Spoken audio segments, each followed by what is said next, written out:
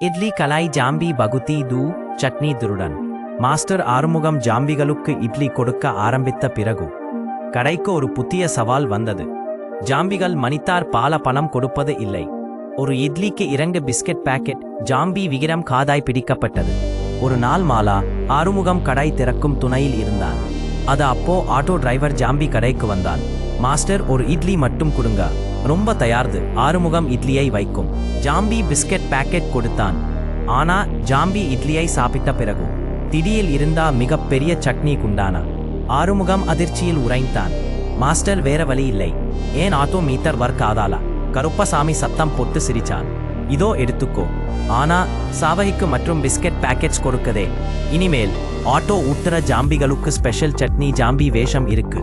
அந்த நாள் முதல் சென்னைக்கு சாலையில் சட்னி முகத்துடன் ஆட்டோ ஊட்டும் ஜாம்பிகள்.